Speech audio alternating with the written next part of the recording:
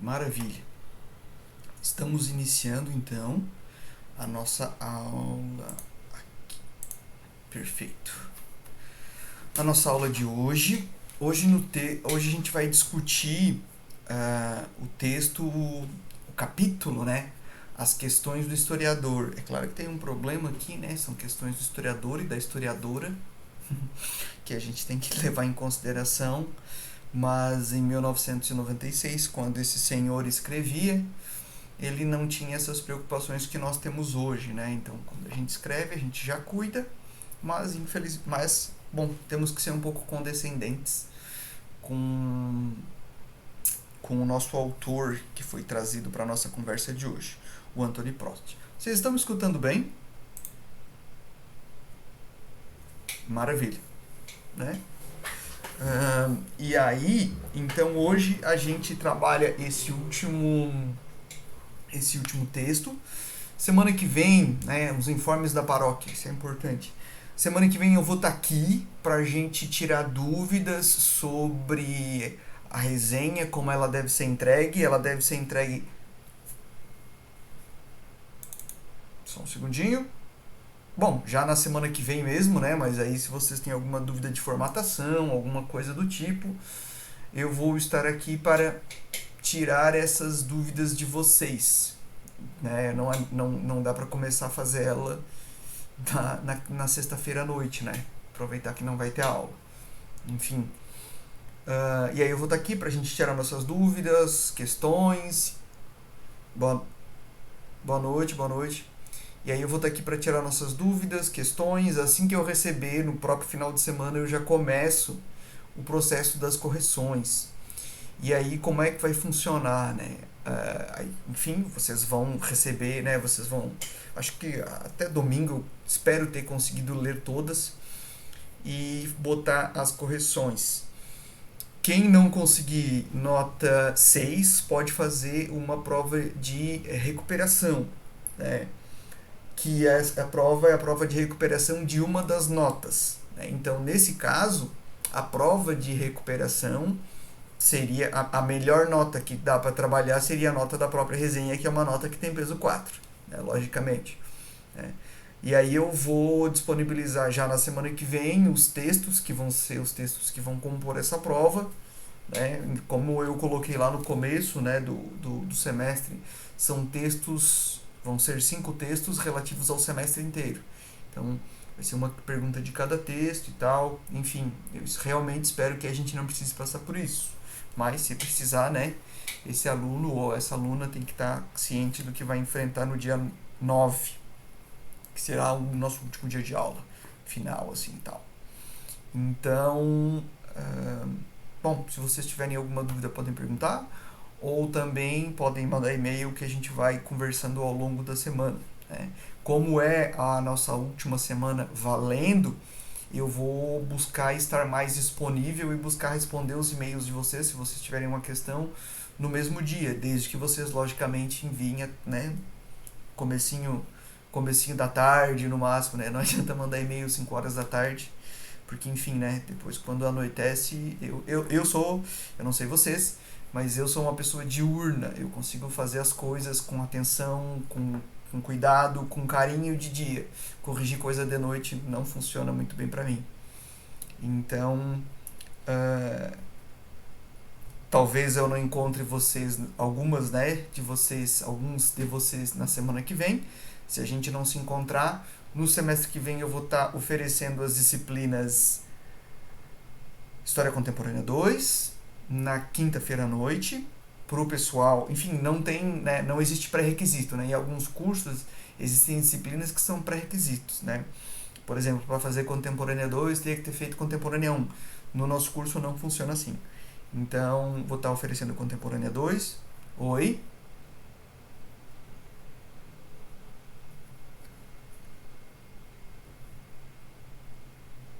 Vai abrir essa mesma matéria aqui de novo para quem não conseguiu pegar ela, né? Bom, enfim, muita gente entrou no meio do semestre e se sentiu meio pesado. Então, eu vou oferecer ela de novo. Não precisa, não precisa. Já se livrou. Já se livrou. Não, não. Porque.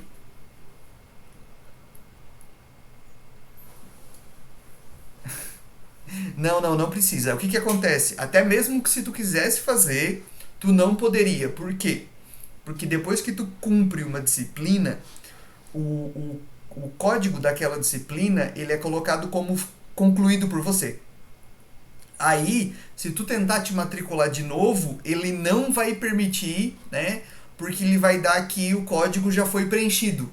Né? Dentro da tua matrícula, né? Do teu número de registro, esse código dessa disciplina já vai estar sendo preenchido. Né? Então, porque senão poderia, por exemplo, assim, eu preciso cumprir tanto de carga horária. Né? Para me formar, preciso fazer 3 disciplinas optativas, pegar a mesma disciplina 3 vezes. Não dá para fazer isso, né? Já aviso vocês. Então tem que trocar. Então essa disciplina, por exemplo, né? Vamos supor que você reprove. Né? Não vai acontecer. Todo mundo sabe que não vai acontecer. Mas vamos supor que reprove. Aí pode fazer de novo, se não foi aprovada na disciplina. Né? Por exemplo, vai ter gente que vai reprovar por falta. O que essas pessoas podem fazer? Podem fazer de novo a disciplina nesse caso. Até é bom a tua pergunta, porque aí vocês também já vão entendendo esse funcionamento dessas questões burocráticas, né? Então, não, não, não, não faça isso. Não, maravilha. E aí eu vou estar oferecendo Contemporânea 2 na quinta noite. Ela está na grade do último semestre, né? Da oitava fase, do oitavo semestre. Então, é bem provável que vocês já tenham outra disciplina na quinta noite. Vocês que vão estar no segundo semestre que vem. Então não dá para pegar, porque já vai ter a disciplina do próprio currículo, né? Mas às vezes se não vai fazer ou tá fazendo essa disciplina e é de outra fase, enfim, né? É bom saber.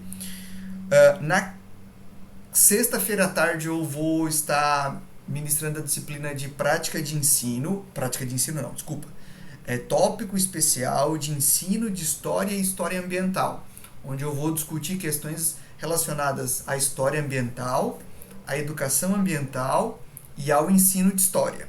Né?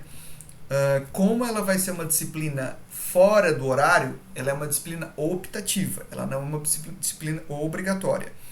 Então ela está fora do horário da grade de vocês, né? Porque quando vocês se matricularam no curso de História, vocês sabiam que o curso era noturno.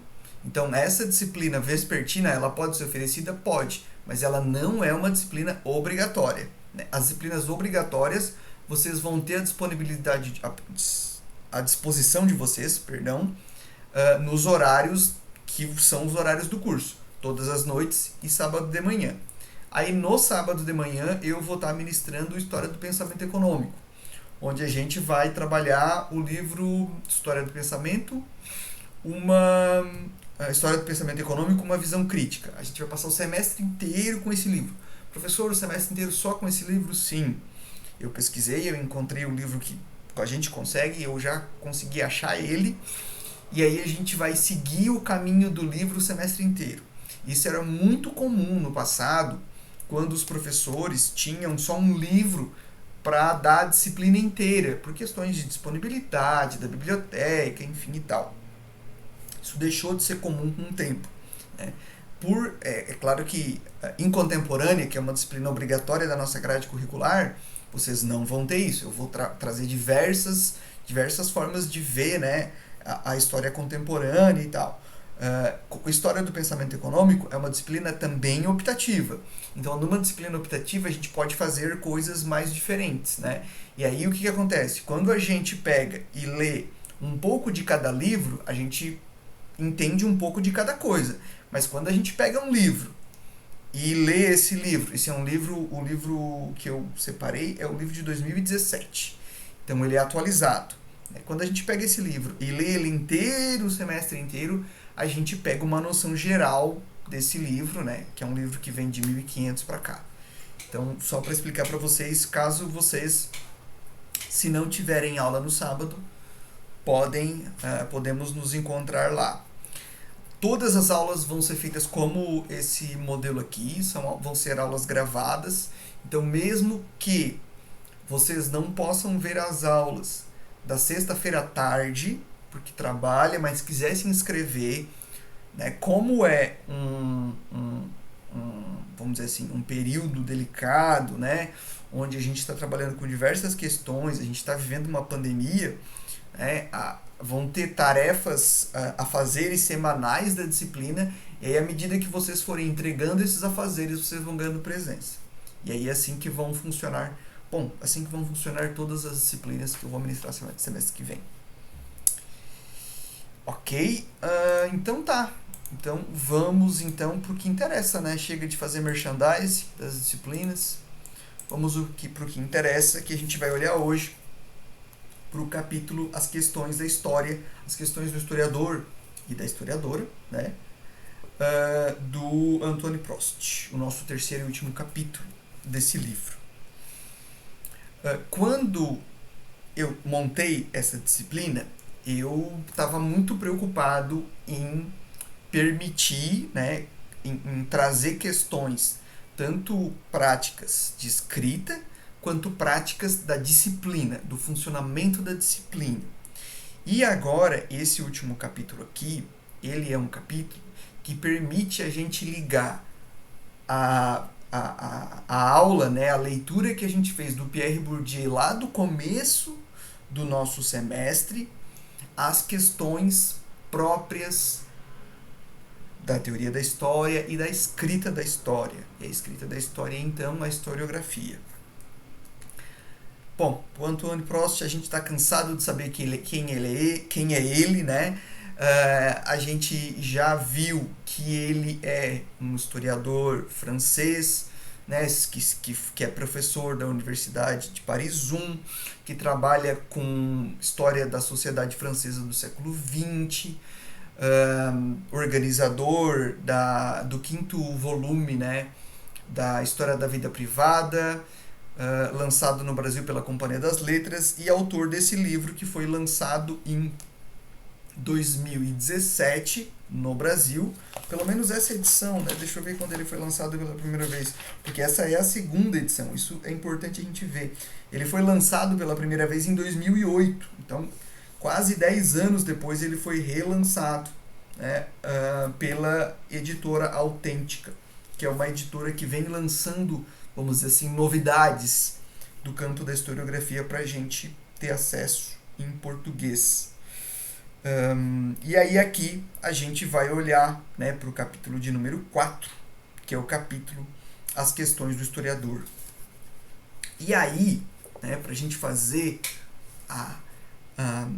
o link com a aula da semana passada, na semana passada a gente estava olhando mais especificamente para os fatos e para a crítica, né, para os tipos de crítica que se produz, que são feitos pelos historiadores e pelas historiadoras às fontes, né? E a gente viu que essas fontes elas não falam por si próprias, que essas fontes elas falam quando elas são perguntadas, essas fontes elas vão falar para a gente dependendo da metodologia que a gente for usar, uma crítica interna ou uma crítica externa, né? Uma crítica interna sendo aquela crítica voltada ao conteúdo da fonte, e uma crítica externa pensando aí na materialidade, né, desse documento, como que esse documento foi produzido, para quem que ele foi produzido. Quando a gente pega, por exemplo, uma certidão de nascimento do século XIX, né, a gente vai olhar essa crítica externa, né, para essa materialidade.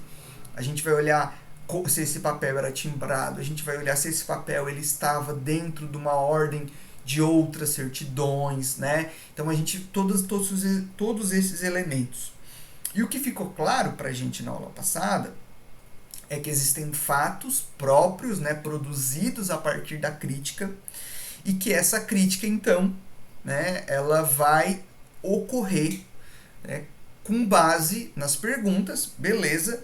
Mas essas perguntas elas vão ser levantadas por questões próprias do historiador e da historiadora, né? E essas questões a gente vai ver hoje, né? Essas questões como sendo as as intencionalidades, né, do historiador e da historiadora em levantar as questões levantar os problemas, né, que vão fazer esse historiador e essa historiadora terem até as suas fontes. E aí essas questões, então, de certa forma, se a gente pensar bem, são questões que vão ser pretéritas à crítica. Como assim, professor? São questões que elas vão estar conosco antes mesmo da gente criticar as fontes. Na aula passada, a gente estava falando, usando um exemplo, né, bem tosco, assim, mas um exemplo que ajuda a gente a entender um pouco melhor, que era aquele exemplo da história da escravidão em Corumbá no século XIX. Né? Quando eu, Alfredo, né, também, né, é legal a gente pensar, a gente viu lá o lugar de fala, né, existe um lugar de fala e existe um lugar de questionamento. Vamos pensar assim, eu, Alfredo, homem branco, cis, escolarizado, classe média, aquela coisa toda, vou fazer um tipo de pergunta às fontes, dentro das questões, né, de uma determinada gama de questões que eu consigo, enquanto sujeito, acessar. Né? Se a pessoa que vai fazer essa crítica fosse uma pessoa que fosse militante do movimento negro, que fosse negro, que entendesse o que é, que tivesse sofrido, né, algum caso de preconceito por ela ou pela sua família, ou um preconceito, ou uma mulher negra, tudo isso, todas essas questões já seriam outras. Né? As questões, as experiências, vamos pensar assim, o espaço de experiência deste pesquisador levaria esse pesquisador a poder formular questões das diferentes, né? Das mais diversas das minhas, né? Me usando como exemplo aqui. O que o Antônio Prost vai colocar pra gente aqui, né? Ele vai dizer que não existem fatos nem histórias sem um questionamento. Nesse caso, na construção da história, as questões, né? E aqui questões, o conceito de questão, ele é muito amplo, ele não traz, eu fiquei assim, tá, mas o que ele quer dizer com questão, né? Definam corretamente, ele não traz isso, ele não deixa isso claro pra gente. Talvez não, né, para um professor. Se eu estou procurando isso, um senhor que escreveu isso no auge da sua maturidade acadêmica, ele faz uma escolha em não definir, né, o seu conceito, para a gente poder olhar para a questão de uma forma mais ampla possível. Né? E aí ele vai colocar uma afirmação muito importante, que é: a história não se define pelo seu objeto, ou seja, né, por o que eu estou analisando, tipo a história da escravidão, né, nem pelos documentos que eu uso. O que vai definir a história, o tipo de história que é criada, são as questões pretéritas do historiador e da historiadora, né, que ele vai trazer para montar, né, que ele já vai trazer para sua pesquisa, né, para montar essa pesquisa. Né? Se a gente usasse o exemplo de novo da história da escravidão, se fosse, por exemplo, uma mulher negra que fosse a pesquisadora, né, a gente é levado a crer que essa capacidade, as questões que essa pessoa vão trazer com ela são questões diferentes de um homem branco de classe média, por exemplo. Né? Então, são essas questões, são para onde a gente quer apontar a nossa história, e aí com isso, esse apontar a nossa história é um exemplo bobo que eu trago aqui, mas é para onde a gente quer apontar a nossa narrativa, o teor que a gente quer dar para a nossa narrativa. É isso que vai construir, que vai definir o tipo de história que vai ser criada, que vai ser escrita, que vai ser construída. Né? E aí ele deixa isso bem claro, porque para ele, isso precisa ser claro e transparente, que não existem fatos históricos por natureza. Né? Por exemplo, se eu quiser fazer uma história plural, democrática da escravidão, eu vou dar pouca importância, por exemplo, para a Lei Áurea, porque ela não transforma a realidade dos indivíduos e seus descendentes, né, os indivíduos trazidos de África e seus descendentes, por exemplo. Se eu for fazer uma história plural, se eu não for fazer uma história escrita por brancos, o que é muito difícil de eu não conseguir fazer, porque eu sou branco, eu não sei o que é preconceito. Não sofri preconceito na pele, né? É muito, né? A gente até conversou sobre isso quando a gente discutiu o lugar de fala, né? Para um homem branco, a vida é pavimentada, né? Tudo acontece muito mais fácil. Então, essas questões, elas, bom, enfim, elas vão estar aí. Né? Então, o valor da história para o Antônio Proust, então, ele vai definir e vai depender, né? Vai ser definido pelo tipo de questão que o historiador e a historiadora coloca. E aí eu quero lembrar para vocês da minha conversa com a professora Joana Maria Pedro, na minha primeira fase. Eu contei isso para vocês no começo do semestre. Que eu cheguei para ela, eu já tinha feito 2 semestres de história em outra universidade, uma universidade privada, no sul de Santa Catarina. E aí eu cheguei já sabendo que eu tinha que crescer, aprender teoria da história e tal. E na primeira aula de introdução aos estudos históricos, eu perguntei para ela, professora, como eu devo ler Marx? Eu sabia que, né, materialismo histórico era interessante, deveria ser compreendido. E aí ela falou assim, como tu achar que tu deve ler? É a tua geração lendo. Não sou eu que vou te dizer como ler, ou o que você deve entender quando você ler. É claro que, né, existem elementos que eu não consigo, que independente das leituras que a gente faça do materialismo histórico, por exemplo, a gente não vai conseguir desviar.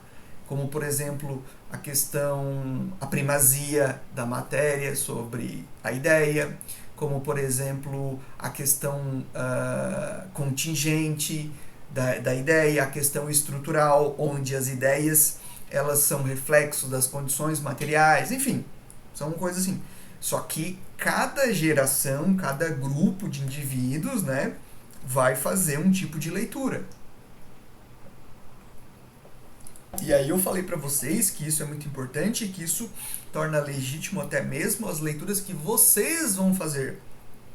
E aí, o primeiro texto que a gente viu nessa disciplina foi o Preconceito Linguístico, que também é uma certa forma de mostrar para vocês que não é porque eu estou aqui na condição de professor que eu uso isso de forma autoritária ou uso isso de uma forma a me mostrar melhor que as outras pessoas. Não tem nada a ver. Né? A questão é simples, pensando essa questão de onde está, né, onde as pessoas estão e as leituras que elas fazem. Né? A questão é simples, eu tenho responsabilidades aqui diferentes de vocês, esse é o meu trabalho, não é o trabalho de vocês. Então, assim, com o meu trabalho eu tenho que ser cuidadoso, zeloso, eu sou um funcionário público, eu tenho que zelar, né, pelo nosso jeito de trabalhar, na disciplina, enfim, tal. Então, assim, as questões que são trazidas por mim são diferentes das questões trazidas por vocês, nós enquanto professores. Então, isso também vai, né, definir o valor. Talvez valor não seja quando a gente fala valor, a gente tende a pensar bom, melhor ou pior, né? Tem uma questão de valoração, de precificação, né? Uma questão de qualidade aí. Né? É claro que... Beleza, eu já ia entrar no outro assunto, mas a gente vai chegar lá na hora certa. Questões e documentos, né?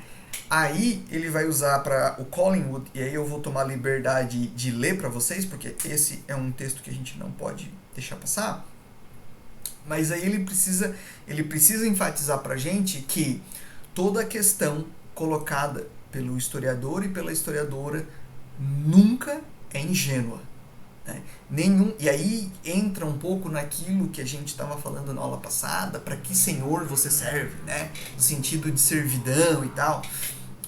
Mas qual é a sua causa? Né? Isso, todo indivíduo, né? Todo historiador e toda historiadora tem uma causa, no final das contas. Né?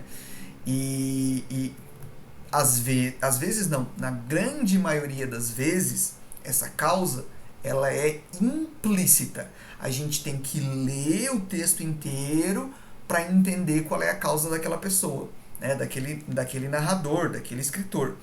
Porque ele não deixa certo. Ó, a questão que eu estou tentando tratar aqui é essa. Não deixa isso claro. Mas a gente precisa afiar, né, a nossa capacidade, a nossa leitura para conseguir chegar e acessar essas questões que estão implícitas no texto, né? Sempre que formula uma questão, o historiador já tem em mente uma ideia preliminar, cuja verificação pode ser tentada a partir do documento que ele será capaz de utilizar. Na ciência, a formulação de questões para as quais não existem meios de fornecer uma resposta é um pecado fundamental, a exemplo do que ocorre na vida política quando são dadas ordens que, segundo se presume, não serão cumpridas. Eu só preciso deixar claro para vocês que o Collingwood está falando isso na metade do século XX. Tá? Então, isso, a primeira frase, que é o que importa para a gente. A segunda frase é um pouco mais cosmética. Né? Por que essa primeira frase ela é importante? Porque ela está deixando claro para nós que as questões elas vêm antes da pergunta. A gente até pode não ter clareza das questões que carrega. Né? A gente pode não ter claro para nós, né, quando a gente vai escrever uma redação, né, o que a gente está defendendo, quando a gente vai escrever um trabalho, quando a gente vai se comunicar por meio da escrita. Mas isso está aí. Né? Existem essas questões que são colocadas antes mesmo do historiador conseguir criticar a fonte. Né? A questão pressupõe um conhecimento mínimo das diversas fontes eventuais e imagina a sua utilização por métodos que já tenham sido experimentados em outras pesquisas. Né? O que acontece aqui? Né?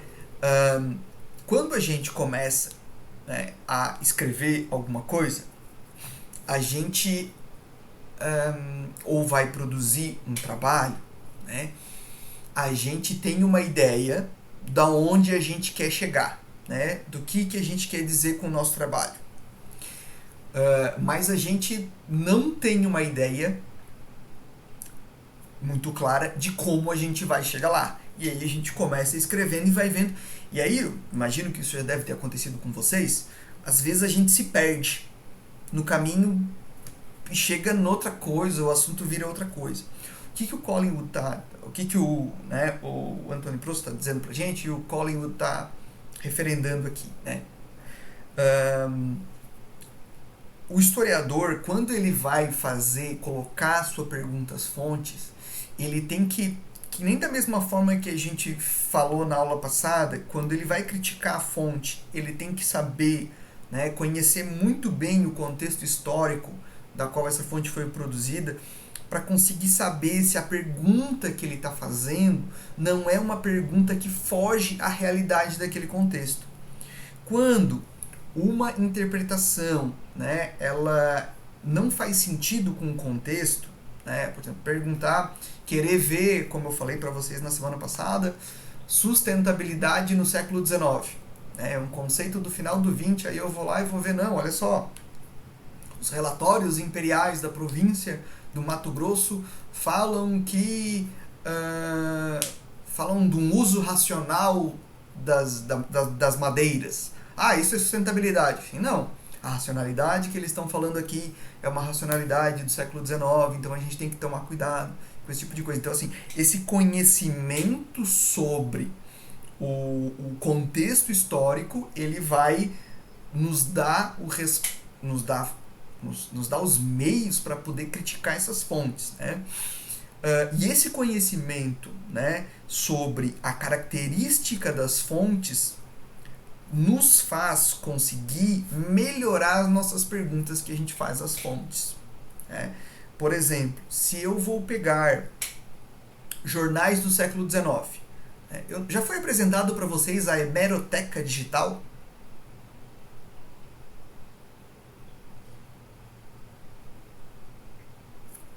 Pode dizer. Sim? Maravilha. Pessoal do primeiro semestre também? Que eu sei que a Daiane, ela... Ainda não? Tá, então eu vou escrever aqui, ó. memoria.bn.br.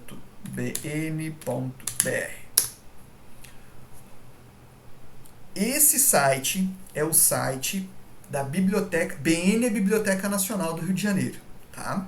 O que é memória? Memória é a hemeroteca digital. O que é uma hemeroteca? É uma biblioteca de periódicos, de jornais. Por exemplo, se vocês quiserem fazer uma pesquisa sobre Corumbá no século XIX. Vou fazer uma coisa aqui, pera, só um minutinho.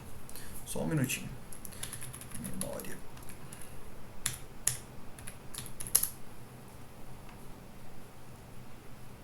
Tá aqui. Deixa eu abrir aqui o meu OBS para vocês na cena 2. Só um segundinho.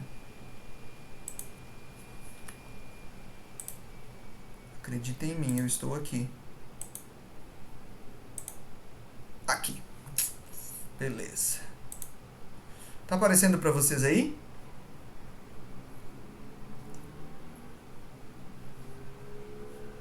Gente? Sim? Maravilha. Aqui, essa é a Biblioteca Nacional. Eles digitalizaram 5% de todo o material da Biblioteca Nacional. Então, o que isso significa? Significa que tem muita coisa aqui de muito tempo. Então, por exemplo, eu quero botar aqui aqui foi todos, deixa eu ver, aqui eu posso escolher o estado. Vou botar MT porque naquela época não tinha MS, né? Aparecem 5 periódicos. E eu vou botar aqui Corumbá. Não precisa ser acentuado. Aparecem 97 ocorrências no Imprensa de Cuiabá sobre Corumbá. Aí eu vou lá. Eu quero esse. Tá, eu quero esse. Vamos ver. Eu vou entrar... esse daqui, gente, é um jornal do século XIX, do ano de 1860. Tá falando de Corumbá. Imprensa de Cuiabá. Esse jornal... A data dele, eu quero aqui, data tá aqui. 15 de julho de 1860. Tá lá na Biblioteca Nacional. Aí eu quero, aqui não pode contestar o recebimento da queixa, a qual se dizia que as praças do Corpo de Artilharia estacionado em Corumbá viviam os praças. Os praças. Quem são os praças?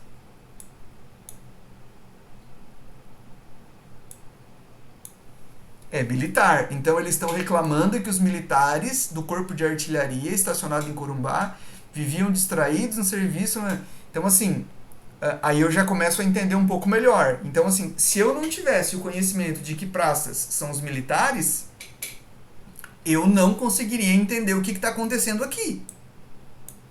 Né? E aí, se eu for lendo, eu vou entender um pouco melhor a situação.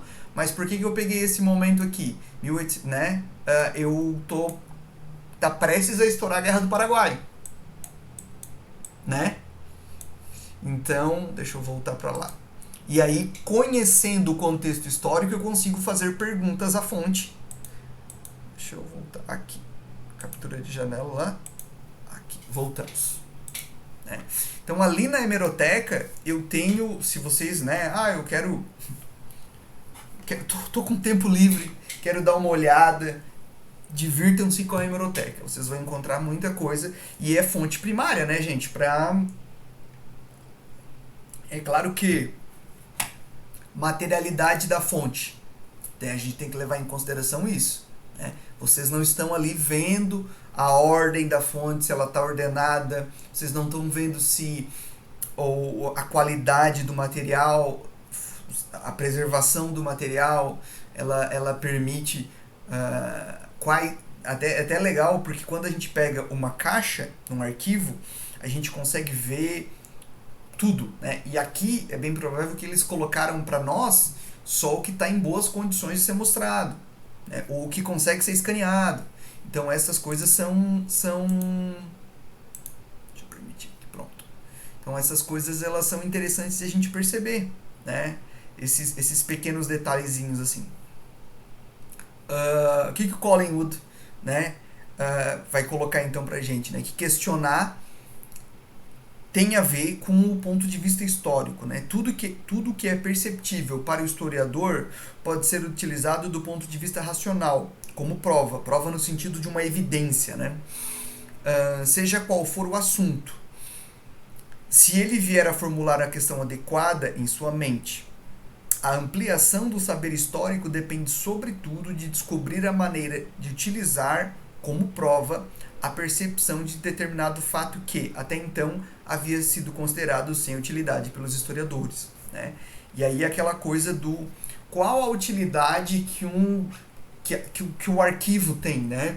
Qual a utilidade que guardar um determinado tipo de documento tem. A gente não tem como saber todas as utilidades, porque essas utilidades elas também vão ser esclarecidas no futuro, né? A partir do momento que a gente consegue colocar novas questões e a partir do momento que a gente consegue produzir novas metodologias para acessar essa prova, por exemplo, né?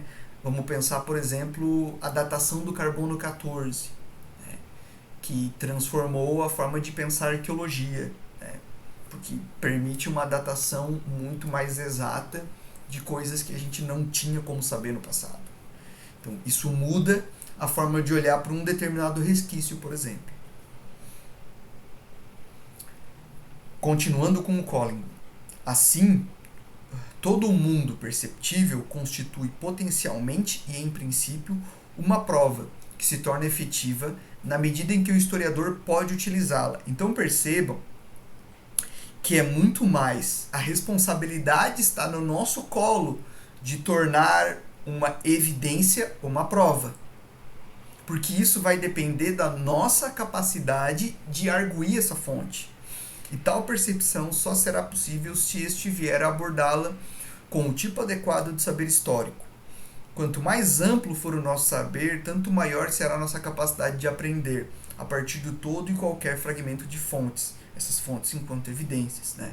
No entanto, se não possuirmos tal saber, seremos incapazes de aprender algo. As fontes só existem como tais ao serem consideradas por alguém do ponto de vista histórico, né? É aquela coisa assim, né? Se eu fosse, por exemplo, um estudioso do século XIX do Brasil, né? E aí eu trabalhasse só com matérias de jornal, quando saísse um livro do século XIX que abordasse que usasse outros tipos de fontes, ou que tratasse de questões que eu não trato, eu deveria ler ou não? Sim, eu deveria ler tudo, né? Nós, como historiadores e historiadoras, a gente já foi amaldiçoado com a curiosidade. Agora vocês, né, enquanto professores em formação, né, a gente tem o dever de se atualizar o tempo todo. Para quê? Para conseguir dar as melhores aulas possíveis, para trazer textos cada vez mais novos. Não que novo seja bom. A gente tá usando aqui uma citação do Collingwood de 1935 para a nossa aula de hoje. Isso não é um problema nenhum. Mas a necessidade de atualização, porque essa atualização permite que a gente entenda melhor também as questões levantadas por outros historiadores. E essas questões também vão repercutir na nossa. O próprio documento, então, não existe antes que se intervenha a curiosidade do historiador, né? E aí ele até bota uma citação em inglês de que tudo no mundo é uma potencial evidência para qualquer assunto, né? Depende de como a gente consegue acessar essa evidência, né? Depende de como é utilizado. E aí vocês vão ver quando vocês estiverem trabalhando com teoria da história, e já estão vendo lá no Introdução aos Estudos Históricos, que à medida que a gente vai tendo um avanço tecnológico E a gente vai conseguir. Por exemplo, eu cheguei aqui, botei Corumbá e encontrei o jornal do século XIX. Se eu fosse até o Arquivo Nacional, chegasse lá, boa tarde, eu me apresento, explico a minha pesquisa, estou procurando jornais do Mato Grosso do século XIX. Meia hora eles procurando lá dentro, eles iam trazer para mim o jornal, eu ia pegar e aí eu ia ter que procurar Corumbá. Procurar ler todo o jornal. Agora não, eu peguei e falei, eu quero Corumbá século XIX. Deixa eu botar aqui rapidinho para outra tela. Eu quero Corumbá século XIX. E aí já me deu marcado em verde aqui, ó. Isso leva a gente, enquanto pesquisador, a conseguir chegar em um número muito maior de fontes do que se chegava antes, por exemplo. Né? Antes, um historiador dizia assim, eu li todos os jornais do século XIX do Mato Grosso. Tudo que é relacionado a Corumbá eu tenho guardado em casa, eu salvei o PDF. Eu tenho isso, né? Eu fiz uma cópia. Pessoas iam dizer assim, olha, pode ser que ele tenha deixado passar alguma coisa. Mas o programa não... Agora, se o programa deixou passar, eu vou ter um problema, né? Porque eu estou confiando demasiadamente nesse programa. Né? Isso também vai ter o depende de como é utilizado, vai funcionar desse lado também, né? Nesse sentido. Vão ser muitos, entretanto. Né? E aí a gente vai usar então o nosso bom e velho Lucien Febvre para confirmar, né, que tudo pode ser um documento para a gente. Né? E aí a história faz-se, sem dúvida, com documentos escritos, quando eles existem. Né? E isso ele está escrevendo na primeira metade do século XX. Né? E até mesmo na sua falta, ela pode e deve fazer-se, né?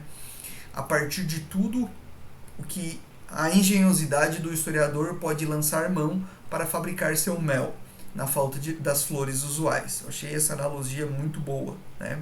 Em suma, a partir de tudo o que pertence ao homem, e aqui ele está sendo, né, extremamente sexista, mas enfim, depende e está a serviço do homem, exprime o homem, significa sua presença, atividade, as preferências, a maneira de ser do homem. Ou seja, todos os vestígios, né, da nossa experiência no planeta, hoje a gente pode dizer isso, né, eles servem como fonte para a gente poder acessar, né, esse nosso entendimento da experiência humana. Se eu me fechar em fontes escritas necessariamente, eu vou ser um historiador extremamente restrito, né? Ou fontes escritas, ou as fontes que a gente chama, que se chamava, né, de oficiais. Né? A gente tem que, né, vamos chamar essas fontes de fontes institucionais ou estatais. Né? A questão de oficial, tá, as outras não são, né? As outras não são dignas da oficialidade, então a gente precisa levar isso em consideração. O primado da questão sobre o documento acarreta duas consequências. Em primeiro lugar, a impossibilidade da leitura definitiva de determinado documento. Ou seja, quando o que vai determinar a minha forma de escrever é o tipo de lente, vamos pensar a questão como uma lente, né? O tipo de lente que eu uso para olhar o documento, os tipos de interpretações que eu vou ter sobre esse documento vão depender dessa lente. Então o primado ele não está sobre o documento, ele está sobre a questão. Dependendo da questão eu tenho um entendimento específico. Né? O historiador nunca consegue exaurir completamente seus documentos, né? Pode sempre questioná-los de novo com outras questões e levá-los a se exprimir com outros métodos. Eu falo para vocês do meu ramo, né, dentro da escrita da história, a história ambiental. A pessoa, nossa, a história ambiental é nova, né? É nova, surgiu a partir de 1970 em diante nos Estados Unidos. Aí a gente pode dizer que tem uma história ecológica na França, tal. Mas o método, vamos dizer assim, a matriz teórica brasileira vem dos Estados Unidos. E aí o pessoal se pergunta, tá, a história ambiental ela usa que tipo de fontes? As mesmas que se usavam antes. A questão é que nós mudamos as perguntas que são feitas dessas fontes. Né? Então é o mesmo documento. Né? E vão ter então diferentes abordagens. E aí fica até a pergunta, né? Ele coloca essa pergunta no texto. Então a gente pode falar que existem documentos inúteis? Não existem documentos que são inúteis. Existem documentos que a gente ainda não conseguiu elaborar ou que não teve a necessidade de elaborar questões para conseguir acessar esses documentos, né? Mas não existem documentos inúteis. Então todo documento ele precisa e merece ser preservado para que a gente no futuro, porque a gente não sabe no futuro os tipos de questões que vão ser levantadas, né? Os tipos de lentes que serão produzidas para olhar para esses documentos. Então aí vai ter uma solidariedade indissociável entre questão, o documento e o procedimento adotado para abordá-lo. Né? Explica que a renovação do questionário ela vai implicar uma renovação também nos métodos. Porque, por exemplo, né, quando eu fiz a pesquisa aqui sobre Corumbá no século XIX nos jornais do Mato Grosso, o tipo de pergunta que eu posso fazer muda quando eu consigo pegar toda a, vamos dizer assim, todas as buscas sobre Corumbá no século XIX. Né? Isso é uma metodologia nova. Né? A metodologia do Ctrl+F, né? Do Ctrl Found, né? Ou no Word é Ctrl+L, né? De Ctrl localizar. Isso, quando a gente já tem essa leitura do material produzida para essa busca, né? A leitura da fonte produzida para essa busca, né, já com reconhecimento de OCR, a gente consegue fazer uma pesquisa que consegue dar conta de todo, desde que eu coloque o termo correto. Né? Se eu colocar, por exemplo, se eu pesquisasse por Mato Grosso do Sul, no século XIX, eu não ia encontrar nada, porque o estado não existia. Então, desde que eu coloque o termo correto, isso é uma metodologia, né? Eu consigo dar conta de fazer essa vasta pesquisa. Só que aí também tem um problema muito importante. Né?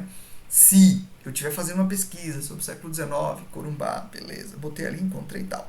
Né? Mas alguém, né, usar, por exemplo, vamos pensar na escravidão no século XIX, aquela mesma coisa. A gente está olhando, por exemplo, os anúncios de compra e venda de seres humanos. Tá ok.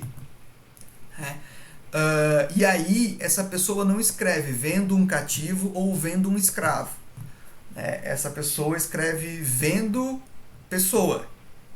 E eu não busquei por pessoa, porque não fazia sentido para mim buscar por pessoa.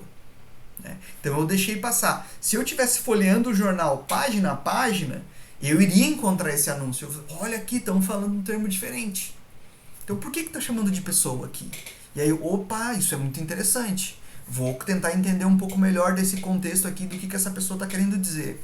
O que eu estou querendo dizer para vocês com isso é o seguinte, que cada metodologia implica um tipo de pesquisa que eu consigo fazer. Né? Quando eu consigo juntar todas as metodologias, né? Tá, eu faço a busca, Corumbá, beleza, Corumbá cativo, tá, Corumbá escravo, e encontro, tá ok. Não, mas eu vou olhar todas as páginas desse jornal, eu quero ter certeza. Aí eu consigo juntar as duas coisas, porque eu juntei duas metodologias diferentes de abordagem. Então vamos lá. Os historiadores do século XIX privilegiavam os vestígios escritos, enquanto os do século XX têm sido questionados. No século XX, têm sido questionadas as escavações arqueológicas para responder sobre a história da vida material. Verificou-se o interesse pelos rituais simbólicos, as cerimônias, para identificar as práticas sociais e culturais. Uma vez eu fui numa palestra que era arqueologia do século XX. Eu fiquei assim, como assim arqueologia do século XX? É claro que vocês já estão tendo aula de arqueologia, já sabem disso antes que eu, né? Mas a arqueologia pode ser usada a qualquer momento, né? E aí, essa pesquisadora, Daniela, o nome dela, Daniela Sofiati, ela estava falando de tentar descobrir sobre a saúde das pessoas. E aí ela fala, não, quando eu encontro um remédio para vermes da década de 80, eu consigo entender o tipo de mal que estava assolando uma comunidade. Eu consigo entender outras coisas com base, enfim, no tipo de utensílios que são usados ou deixados de usar. Né? E aí é interessante a gente perceber que é isso que ele está colocando aqui, né? Que usar a arqueologia no século XX permite a gente usar uma nova metodologia para compreender novas questões que são colocadas sobre a vida prática dos seres humanos. Né? A exemplo da lista dos fatos, o elenco das questões históricas nunca estará encerrado. Né? A história terá de ser continuamente reescrita. Né? A lista dos fatos é a lista das fontes. A lista das fontes está ali. Né? Eu não consigo produzir mais fontes sobre um passado que já foi. As fontes vão estar, né? Eu não tenho mais como produzir, a não ser que eu esteja forjando documentos, né? Mas isso não é o nosso caso aqui. Eu não tenho como entrar em contato com novas, a não ser que hajam descobertas, sem sombra de dúvida, né? Mas a produção desse material foi no 19. Né? Então, assim, tá, a lista dos fatos está pronta. Mas,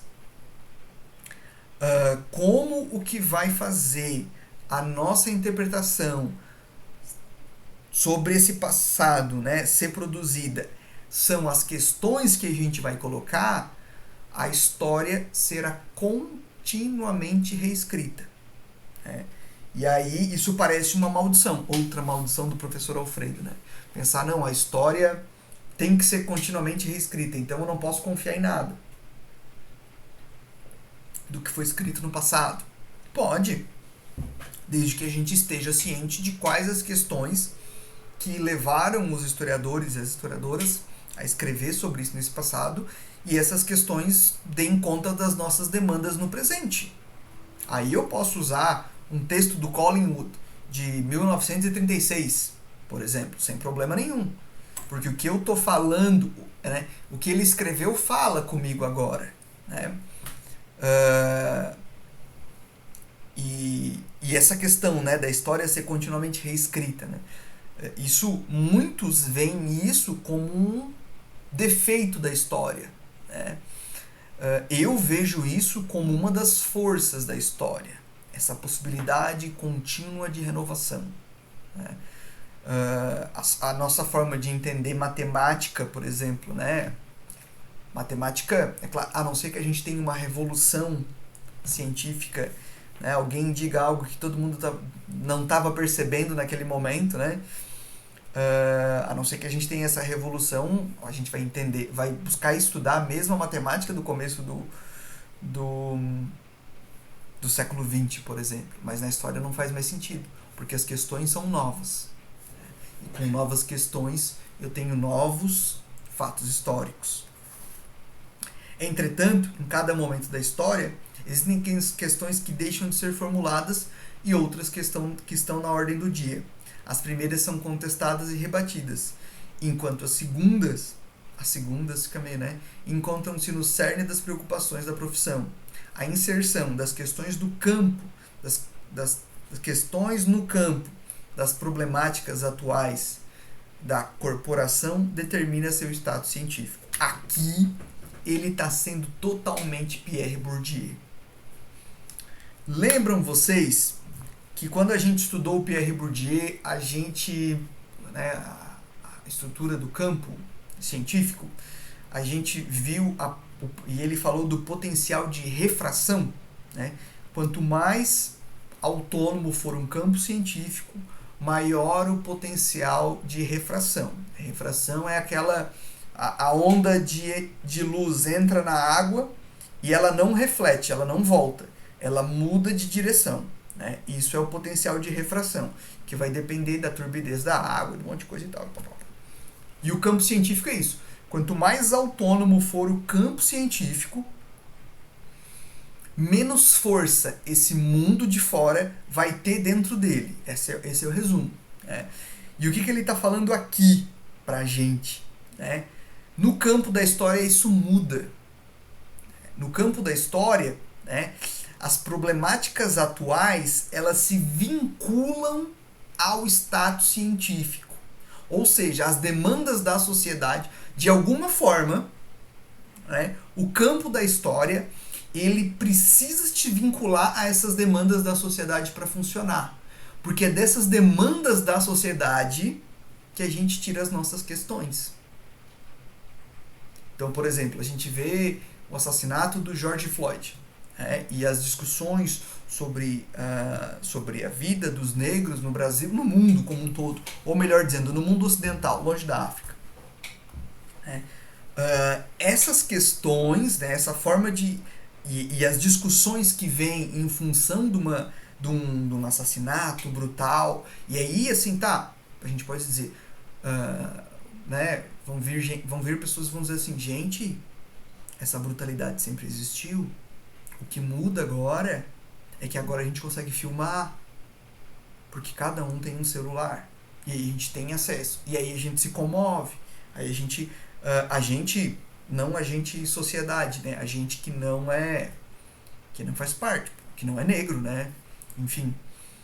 E aí, porque quem é negro vê uma execução daquela, né? O assassinato daquele, e, enfim, eu não imagino, se eu me sentir como eu me senti, eu não imagino como essa pessoa possa se sentir, né?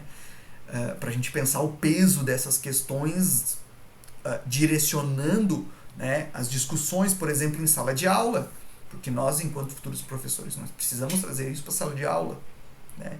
Então, assim, de certa forma, a história e a educação, né, são essas questões da sociedade, e aí é legal a gente até pensar isso, né, as questões de ensino, né, porque para o ensino fazer sentido, ele tem que tocar a realidade do educando. Né? Paulo Freire básico lá, se eu for alfabetizar uma pessoa dizendo Ivo, uva, Eva, né? E se eu for alfabetizar essa pessoa, ela é do campo, eu uso enxada, eu uso terra, né? Eu uso fome, eu uso outras palavras que estão no contexto que essa pessoa ela entende. Né? O processo de alfabetização ele é outro, ele é muito mais dinâmico. Né? Então, da mesma forma que a educação, né, da mesma forma que a história, a educação, ela também se apropria dessas questões, que são as questões, vamos dizer assim, atuais, né, para olhar, né, para produzir educação, enfim, a gente é para produzir conhecimento. Mas as questões, essa relação com o mundo social, ela é muito forte dentro das ciências humanas, né? Diferente da relação com o mundo, vamos dizer assim, com o mundo social, nas engenharias, por exemplo, né? Que são mais autônomas e tal. Mas, vamos lá, vamos pro Collingwood de novo, né? Qualquer coisa pode tornar-se fonte. Só um segundinho, gente. Deixa eu só...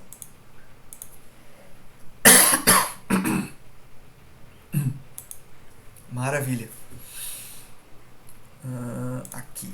Qualquer coisa pode tornar-se fonte. Em vez de adotar dois momentos sucessivos, coleta de dados seguidas por sua interpretação, o historiador começa a formular um problema em sua mente para orientar sua busca por dados relativos a esse assunto. Né? Então, o historiador ele já sabe mais ou menos o que ele quer pesquisar, e aí ele conhece o arquivo, conhece a estrutura, e vai num determinado tipo de fontes, porque ele sabe que ele vai encontrar informações relativas à questão que ele está colocando. Né? Tudo, e seja qual for sua proveniência, pode servir-lhe de dados se ele for capaz de encontrar a maneira de interpretá-los. Os dados do historiador constituem a totalidade do presente, né? Esses dados, eles vão ser, esses vestígios do passado, eles vão ter que eles vão representar um determinado presente que agora é passado, né? E a gente vai usar eles para tentar compreender a totalidade desse presente, o que é muito difícil, mas é a nossa profissão, né? Portanto, em vez de ser a coleta ou a contemplação de fatos brutos ainda não interpretados, o começo da pesquisa histórica consiste em formular uma questão para desencadear a busca de fatos que possam contribuir para fornecer-lhe uma resposta. Deste modo, qualquer pesquisa histórica está focalizada sobre determinada questão ou problema particular que define o seu tema. O que o Collingwood está dizendo para a gente aqui, né? Que quando o historiador ele vai dizer assim, vou fazer um projeto de TCC, tá, beleza. Porque eu quero começar a fazer um TCC, porque eu quero defender o TCC, quero usar essa pesquisa, publicar ela e entrar no mestrado. É isso aí, show de bola, vamos lá. E aí vocês vão dizer assim, tá, mas o que eu quero pesquisar? E aí lembram que eu falei para vocês que vocês precisam de um orientador? Então quando eu falo assim, vocês vão definir uma pesquisa, e um orientador junto. Então tem que pensar duas coisas. E aí quando vocês definem a pesquisa e o orientador, por exemplo, eu vou trabalhar relação de gênero na antiguidade com a professora Natália, que é a pesquisa que ela faz, né? Ok, o que eu quero olhar para lá, para essa antiguidade? Aí eu preciso conversar com a professora Natália para saber o que eu consigo olhar, antes mesmo de montar meu projeto de pesquisa, né? Quais são as fontes que estão disponíveis? Então eu tenho que conhecer tudo isso. E aí, à medida que eu vou conhecendo, eu vou conseguindo amadurecer as perguntas que eu vou conseguir fazer, as fontes que eu vou encontrar. E aí eu vou andando com esse material todo ao mesmo tempo. Então, de certa forma, o historiador e a historiadora, quando eles estão montando a ideia da pesquisa, eles são, de certa forma, malabaristas, porque eles estão segurando as questões que são próprias deles enquanto indivíduos, vão estar olhando para o contexto histórico, né? Vou fazer com a mão aqui porque eu estou usando a mão e estou usando a mão fora da câmera, e não adianta nada, né? Vão estar olhando para o contexto histórico, né? Vão estar olhando para o tipo de conhecimento metodológico que eles têm para conseguir fazer a pesquisa, né? Por exemplo, quando vocês forem fazer uma iniciação científica, o que vai ser oferecido para vocês, assim, professora, eu quero trabalhar com diversas fontes. O professor ou a professora vai dizer assim, não, pega só essa daqui. Vamos começar a conhecer essa fonte aqui. Aí fez iniciação um semestre, no outro. Agora vamos conhecer essa fonte aqui. E aí a gente vai conhecendo as fontes para saber que tipo de pergunta a gente consegue fazer. E aí a gente vai fazendo esse malabarismo para conseguir caminhar com tudo isso ao mesmo tempo. A questão, as fontes, as perguntas que vão ser feitas essas fontes e assim por diante. A legitimidade. Oi.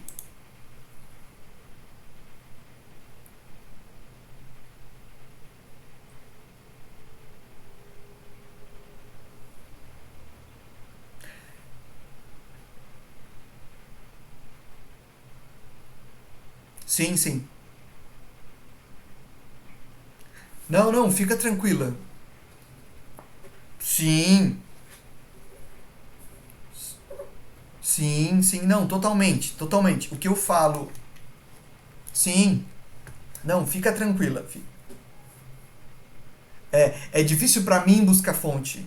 Não é um exercício assim. Não é tipo, vou buscar pão na padaria e não. Não é uma tarefa simples, não é uma tarefa fácil, mas ela é uma tarefa que existe dentro de uma pesquisa, dentro de um esforço de pesquisa, né? Vocês vão fazer pesquisa histórica. Eu aqui eu tô botando uma sementinha, né? Discutindo algumas coisas. Então a gente tá, por exemplo, assim, como a gente, né? Quando a gente vai fazer uma ponte, para a gente fazer uma ponte, primeiro a gente tem que chegar do outro lado. Para chegar do outro lado, eu tenho que jogar uma corda. Aí eu jogo a corda prende, E aí eu vou até o outro lado nessa corda, assim, de um jeito me segurando, não é seguro. Às vezes eu lanço duas cordas e aí eu sinto que se estourar uma eu tenho outra e vai. Tá, cheguei do outro lado. Aí eu começo a medir, eu vejo melhor a distância e aí depois eu passo uma estrutura de madeira por cima junto com essas cordas e faço uma estrutura mais firme. Depois eu vou fazer uma ponte de concreto ou uma ponte totalmente de madeira para depois fazer uma de concreto. O que eu estou querendo dizer com isso? A gente está jogando uma corda ainda lá do outro lado. Vocês não têm que... não estou aqui para despertar ansiedades, vamos pensar assim, né? Eu estou aqui para mostrar para vocês um cardápio, né? Ó, se vocês entrarem nesse restaurante aqui, dá para comer essa comida, dá para comer essa comida, né? Então, vamos entender o cardápio, a função dessa disciplina aqui. O que eu estou discutindo aqui, né? Eu tenho certeza para vocês que às vezes fica extremamente abstrato, e às vezes pode até não fazer sentido. Quando isso acontecer e vocês se perderem, pode dizer, professor, eu não entendi, e aí eu volto, né, lógico, mas voltem para o que está escrito, leiam, porque assim, às vezes vocês não estão entendendo porque estão se cobrando. Isso ocorre muito, no sentido de que quando a gente se cobra muito, eu tinha que estar entendendo isso, eu não estou fazendo isso, eu estou deixando os textos para depois, eu não sei o quê. Quando a gente se cobra muito, a nossa produtividade cai. Então vocês têm que encontrar eu consigo fazer os trabalhos bem feitos, tô levando aqui, né? Não tô pedindo para vocês entrarem no memoria.bn.br e lerem tudo sobre Corumbá, não é isso, por ter mostrado ali, né? É vocês entenderem que, vocês estão entrando no baile. Quando a gente entra no baile solteiro, hoje eu tô cheio das analogias, né? Quando a gente entra no baile solteiro, a gente dá aquela volta inteira no baile, vê como é que estão as coisas, né? Quando dava pra gente sair, era assim, quando as pessoas eram solteiras e tal. A gente dá aquela volta toda, vê como é que estão as coisas, e aí depois a gente escolhe se vai dançar, se vai beber, o que vai fazer. Vocês estão entrando no baile agora, ainda não deram uma volta toda, né? Tem que fazer a prática de pesquisa, tem que fazer as teorias, aí vocês eu curti, porque assim, né, é claro que algumas coisas têm que estar no objetivo de vocês, né? Eu tenho um amigo que ele falou assim, eu quero ser professor de sala de aula, eu não quero fazer mestrado, eu não quero fazer doutorado. O que ele fez? Ele foi se melhorando, o bicho tá dando aula em cursinho, sabe? Ele foi se melhorando, foi sendo show e não sei o que, show, pá, ia dar aula fantasiado, não sei o que, ele queria fazer isso, e o bicho tá ganhando dinheiro, sabe? Então, assim, esse era o objetivo dele, né? Se vocês têm, né?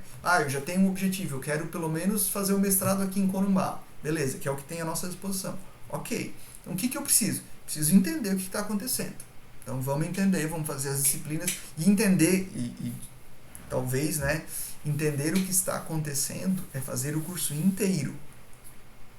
É claro que no meio do curso vocês já vão ter noção, eu quero seguir por esse caminho, quero trabalhar história social com o professor Divino, eu quero olhar para as práticas de ensino, quero acompanhar a residência pedagógica com a professora Elaine. Eu quero olhar para a questão mais prática com o professor Valdo, quero discutir literatura com o professor Alfredo, e assim a gente vai indo. Não falei de todos porque eu não lembrei de todos, mas não se cobre. Beleza, Emily?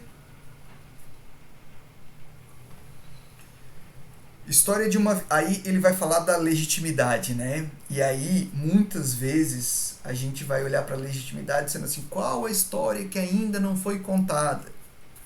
Aí vai ter a história de uma comunidade de pescadores em Corumbá.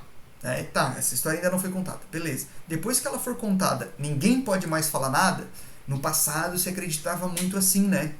Quando um historiador local escrevia sobre alguma coisa, ninguém podia contestar. Até era muito comum os historiadores e historiadores, no passado era só historiadores, pegar as fontes e levar para casa, esconder. E aí a gente falava assim, tem historiador que está sentado em suas fontes, né?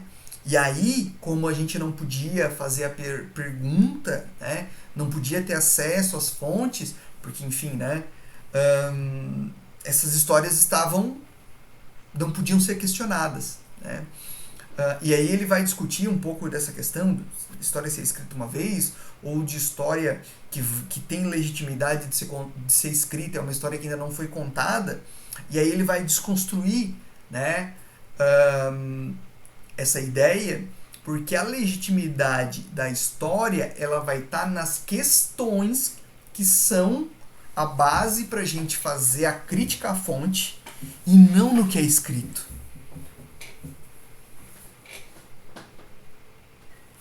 Isso que eu chamo a atenção para vocês agora. Se eu precisasse, resumindo a aula de 25/6 às 19h46, a legitimidade do conhecimento histórico não está nos escritos, né? no material que é escrito, por ele existir, né? Está nas questões que foram feitas. Por isso que, às vezes, a gente pega um texto de história, que é um texto, um livro de história, que é aquele... Só um minutinho. Aquele, por exemplo, História do século XX para quem tem pressa. E tal. Beleza, ele já deixou claro qual é a questão dele ali. Ele vai passar por cima, assim, e se tu visse um documentário no YouTube, é bem provável que tu fosse aprender muito mais. Mas ok. Né? Qual a legitimidade? Né? Quais são as questões que esse indivíduo traz? Ele não traz questão nenhuma. Ele faz um passado por cima, assim, data, nome, e vai. Né? Então, assim, por que vocês não vão encontrar esses livros? Os professores de vocês não vão trazer esses livros para a sala de aula. Ou se a gente vai trazer, é justamente para mostrar como não se faz. Né? Por que a gente não... Por que essa história não é legítima dentro da academia? Porque esses escritores, eles estão preocupados em vender. A questão deles é ser publicado, vender e ganhar dinheiro. A questão deles não é trazer para o debate histórico questões que vão fazer com que a nossa democracia avance. Questões que vão fazer com que a gente tenha uma sociedade mais plural, menos violenta, por exemplo. Nada disso. Né? Tá. Falamos da legitimidade, vamos que não chegamos nem na metade ainda. Então, para ser plenamente legítima para os historiadores, uma questão deve inserir-se em uma rede de outras questões, paralelas ou complementares, acompanhadas por respostas possíveis, né? A questão histórica é, assim, aquela que se escreve no que convém chamar efetivamente de uma teoria. Né? E aí ele vai falar, por exemplo, da biografia histórica, que ela vai deixar de ser, a biografia vai deixar de ser algo significativo para a escrita da história ao longo do século XX, mas no final do século XXI isso vai mudar, porque vai se entender, né, o sujeito de uma outra forma e tal.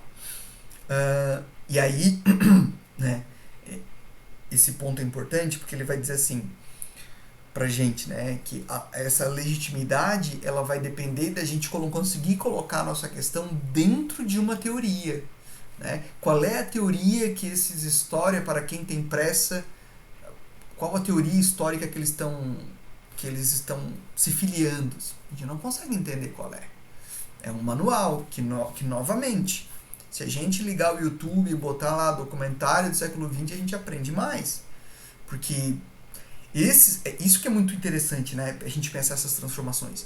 Quando a gente tinha um livro para fazer a disciplina lá no passado, vamos pensar, década de 90 tinha 2 livros, década de 80 tinha um livro, né? Enfim, para fazer a disciplina de História Contemporânea, que aí era aquele talagaço, História Contemporânea do século XX.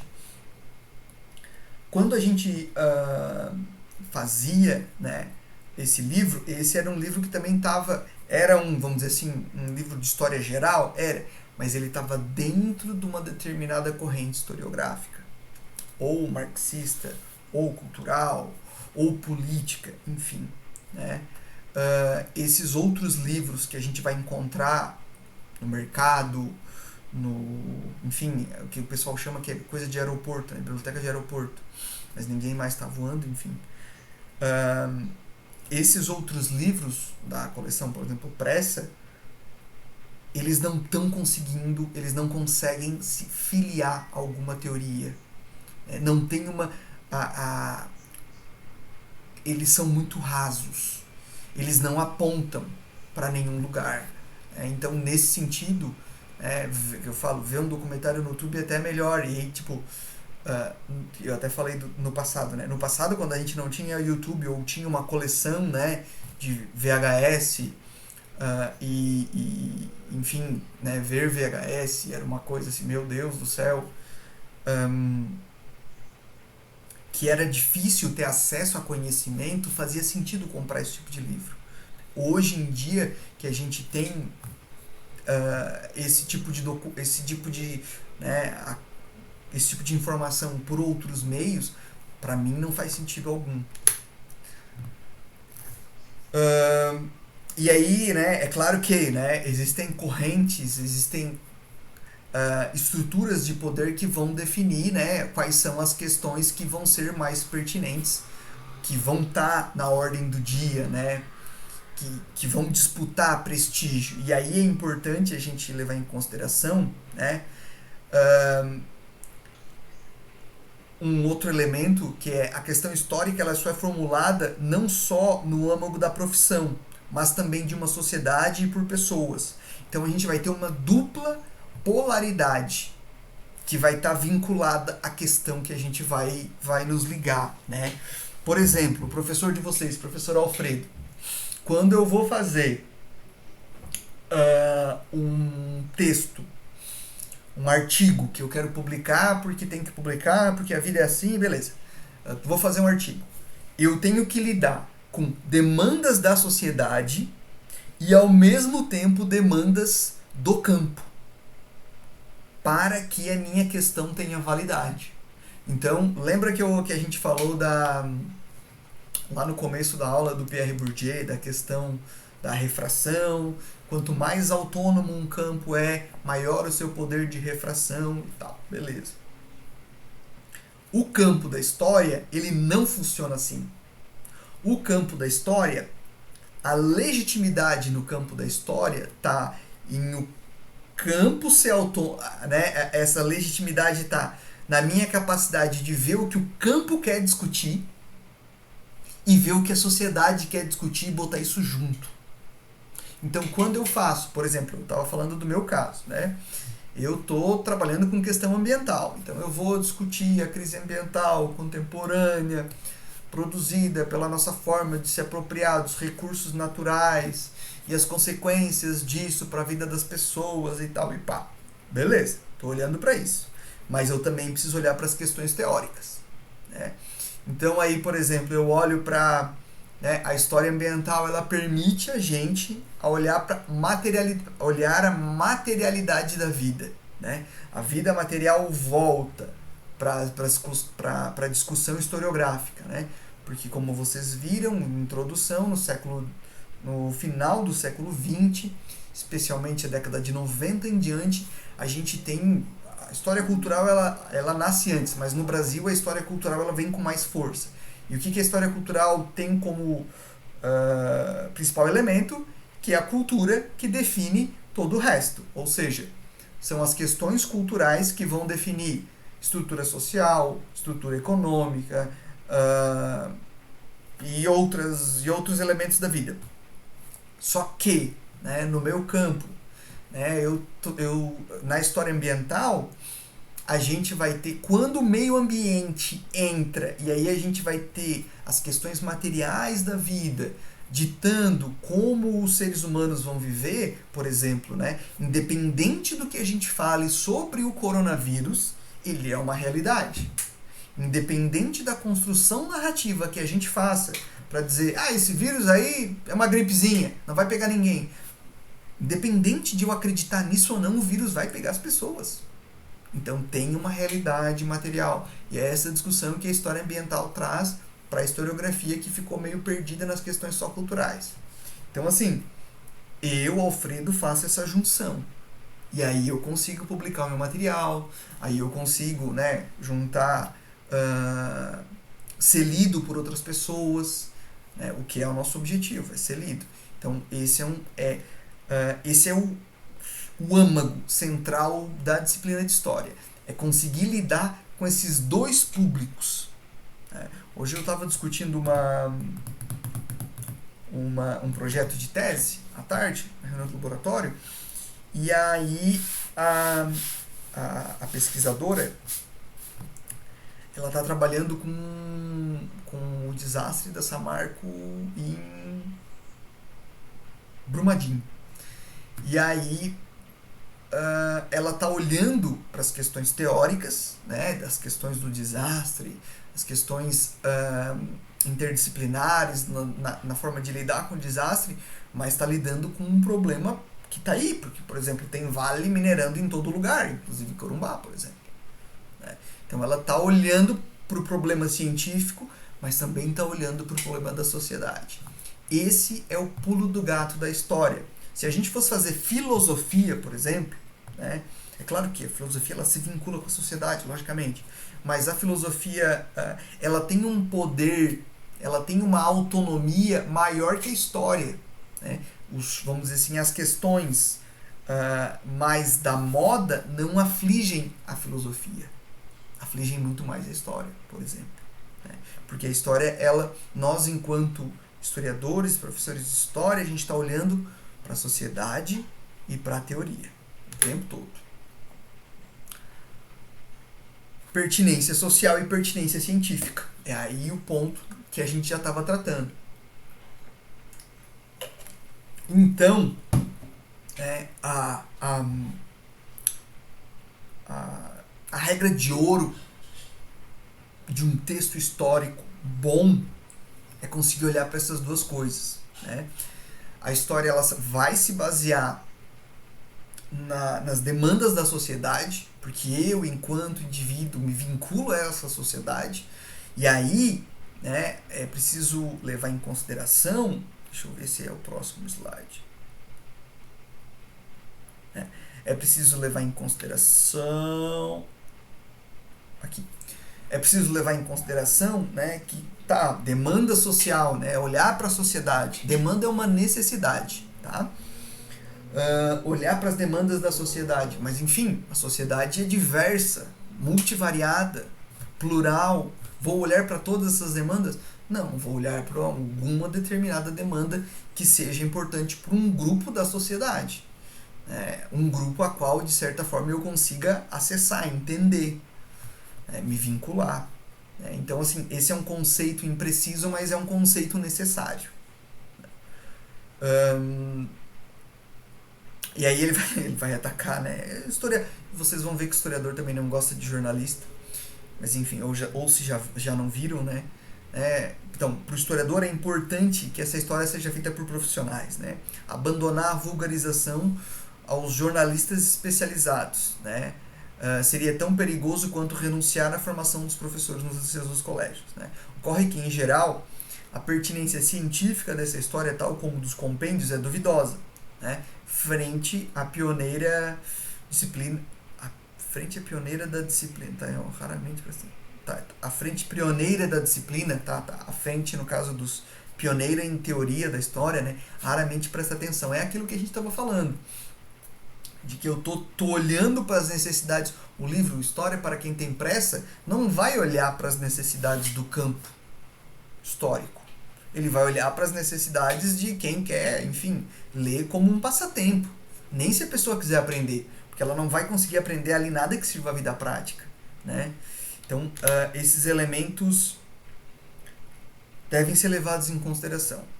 As questões cientificamente pertinentes, as que fazem avançar a história, não são desprovidas direta ou indiretamente de pertinência social. né? Mas elas funcionam em ritmos diferentes, né? Apesar de não servir de fundamento à pertinência política. Então a gente tem que sempre deixar claro, né, a pertinência científica, perdão. A gente sempre tem que deixar claro qual é a pertinência. A pertinência científica é essa. Justifica. A gente viu isso quando a gente estava falando do projeto, lá com o professor José da Assunção Barros, né? Quando a gente foi tratar das justificativas para que uma pesquisa ocorra. Lembra que eu falei, bati, né? Na demanda social, que a gente falou disso, mas também falou quase que exaustivamente a pensar a contribuição. Todo e qualquer escrito histórico tem que oferecer uma contribuição, um avançar para a sociedade e para a história enquanto ciência. Se não, agora secou.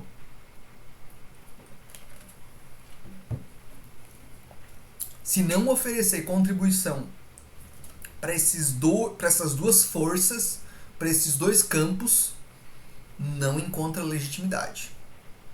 E aí tem outro ponto, né, que é a própria historicidade das questões históricas, né?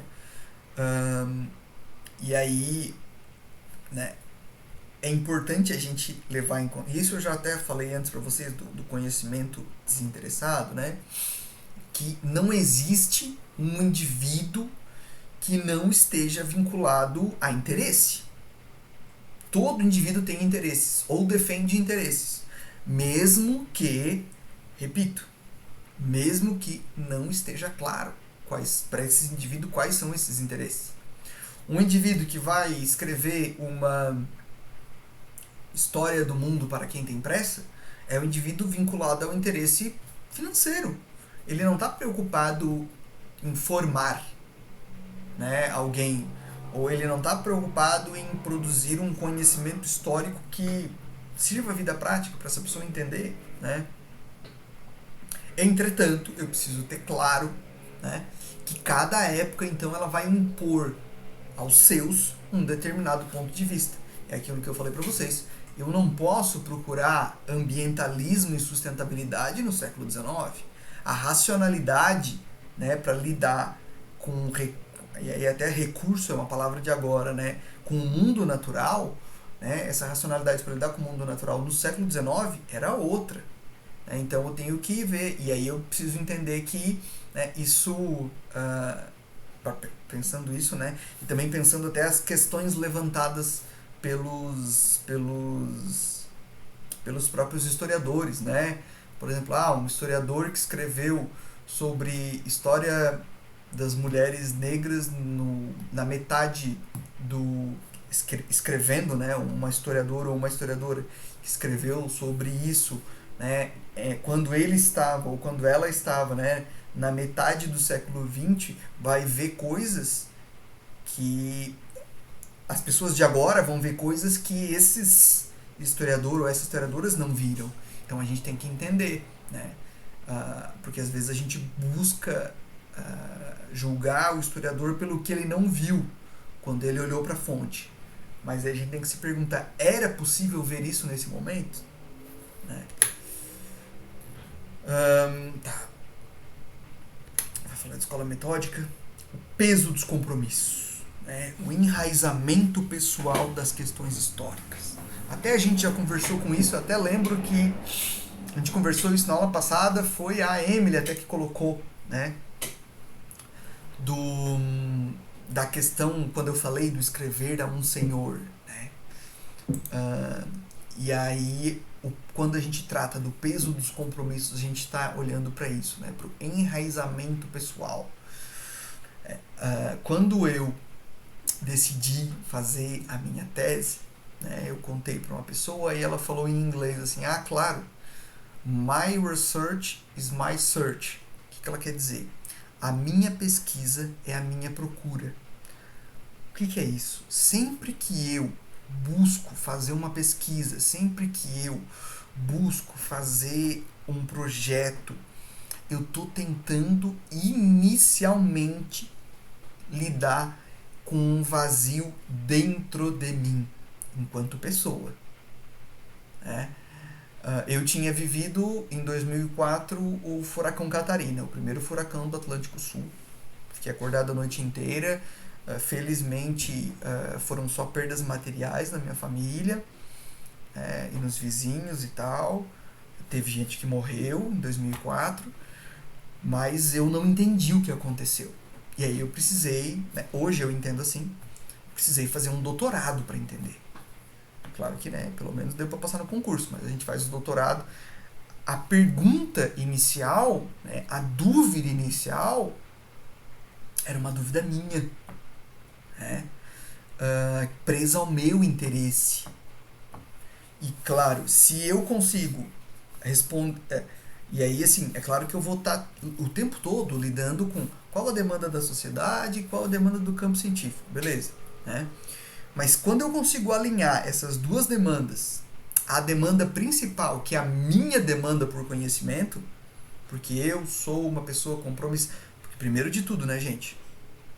O nosso interesse enquanto historiador, vocês não entraram aqui para aprender sobre literatura. Vocês entraram aqui para aprender sobre a escrita do passado, sobre a serem professores de história. Então, o interesse de vocês já estão imbuídos de uma curiosidade. Mesmo que pense, será que eu tô? Não sei se eu tô. Eu acho que eu não queria estar aqui, enfim. Se vocês permitiram que a história entrasse na vida de vocês, vocês são indivíduos curiosos. E é essa curiosidade, né, que fala quando a gente começa a pensar o que é que eu vou fazer, né? E aí, nesse ponto, né, eu chamo a atenção para vocês que quando a gente vai tateando para tentar descobrir o que a gente vai fazer, o que eu gosto aqui, o que eu poderia fazer, com qual professor que eu vou me aproximar e tal, pá. Isso é um exercício de descoberta de si mesmo. Por que isso é tão importante para mim? Por que eu estou aqui fazendo um curso de graduação se eu poderia estar, enfim, usando o meu tempo para fazer uma coisa, não sei, aprender programação sozinho em casa com curso, que nem um monte de gente está fazendo na pandemia, para tentar trabalhar no TI sem nem fazer faculdade. Poderia. Por que eu, sei lá, não estou tentando cozinhar melhor para fazer pratos cada vez mais saborosos para ter o meu, sei lá, trabalhar no restaurante? Enfim, né? Porque eu tô lidando, vocês escolheram e de certa forma isso teve eco. Não tô aqui brincando de terapeuta, mas é verdade tudo isso, né? De certa forma, vocês estão conhecendo o passado, vocês estão também conhecendo, participando de um processo de autoconhecimento. Né? E isso é muito claro para a gente enquanto historiador. Porque o que a gente pesquisa fala sobre nós. E aí, quando aquele cara escreve história para quem quer ter pressa, ele está falando sobre ele. Ele está falando da pressa. Ele está falando da falta de cuidado. Ele está falando de uma escrita que parece ser desinteressada, mas na realidade tem interesse, ele é um interesse financeiro e tal. Então, tem essas coisas. Então, a nossa escrita fala sobre nós. Os problemas que as questões que a gente levanta e as questões que a gente vai discutir falam sobre nós. Eu tive que fazer eu fui tateando no escuro e encontrando isso em mim. Quando eu falei, eu fiz um doutorado para conseguir entender o furacão que aconteceu em 2004.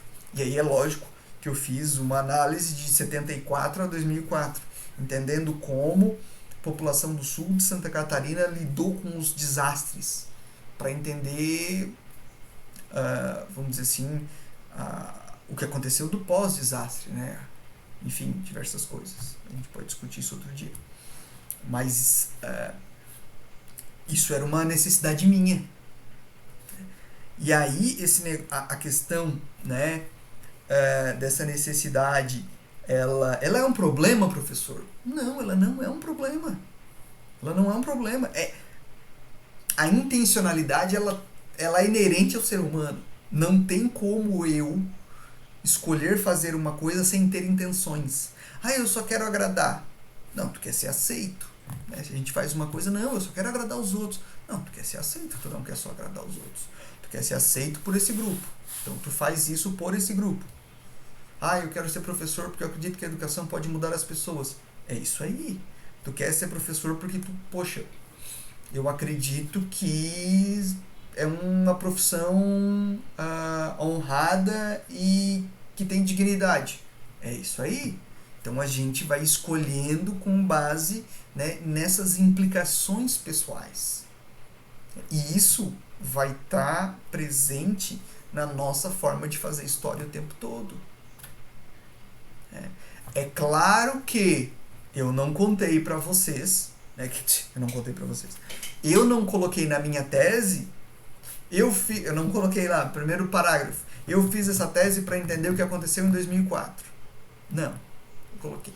A ocorrência dos desastres naturais vem aumentando no mundo todo, blá, blá, blá, blá, blá, e assim foi.